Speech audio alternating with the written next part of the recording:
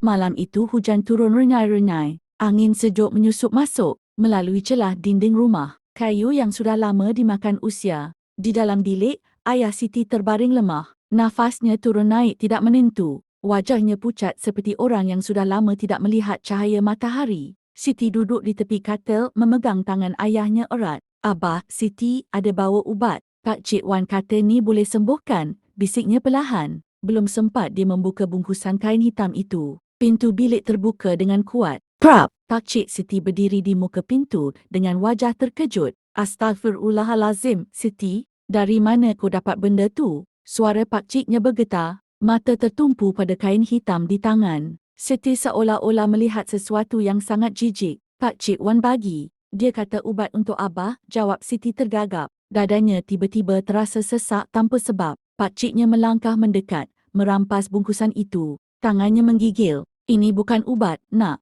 Ini guna-guna. Dia nak mudahkan sakitkan bapa kamu." Siti terduduk. Air matanya mengalir deras. Ya Allah, sumpah Siti tak tahu. Siti ingat dia dah berubah. Pak Ciknya menarik nafas panjang, cuba menenangkan keadaan. "Bukan salah kamu. Kita masih sempat. Pak Cik akan cari orang yang boleh tolong. Kamu dah telefon abang kamu?" "Sudah Pak Cik. Dia dalam perjalanan," jawab Siti perlahan. Tanda-tanda aneh. Malam semakin pekat. Lampu rumah tiba-tiba berkelip. Dari dapur kedengaran bunyi sudu jatuh. Walaupun tiada siapa di sana. Ting-ting. Siti memandang Pak Ciknya. Mereka sama-sama diam. Kemudian, suara halus seperti bisikan kedengaran dari arah bilik ayahnya. "Tolong." Siti meremang. Pak Ciknya terus menutup pintu bilik rapat-rapat dan membaca ayat suci perlahan. Telefon Siti berdering. Nama Firman muncul di skrin. "Assalamualaikum Siti, abang dah masuk kampung. Abang datang dengan kawan abang, Ustaz Hafiz.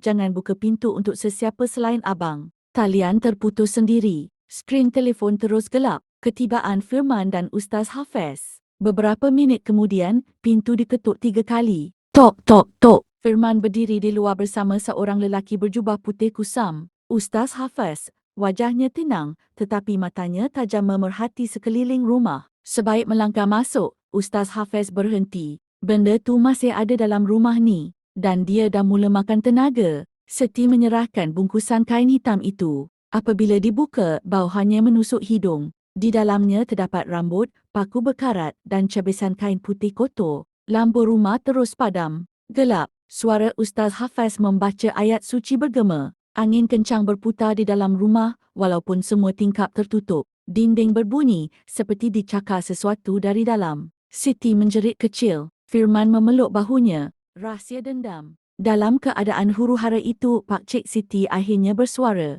"Pak Cik Wan berdendam. Dulu arwah datuk kamu tak bagi dia tanah pusaka. Dia bersumpah nak jatuhkan keluarga kita satu hari nanti." Firman terdiam. Siti menangis perlahan. Ustaz Hafiz menyambung bacaan dengan lebih kuat. "Dia bukan sekadar hantar guna-guna. Dia pelihara sesuatu." Di rumah Pak Cik Wan. Pada masa yang sama, di hujung kampung, Pak Cik Wan duduk di beranda rumahnya sambil tersenyum sendirian. Tiba-tiba angin berhenti. Sunyi luar biasa. Belakangnya terasa panas. Satu bayang hitam tinggi berdiri di belakangnya. Nafasnya berat dan busuk seperti tanah kubur. "Perjanjianmu sudah tamat." Pak Cik Wan cuba membaca mantra, tetapi lidahnya keluh. Bayang itu mencengkam bahunya. Jeritannya tenggelam dalam malam.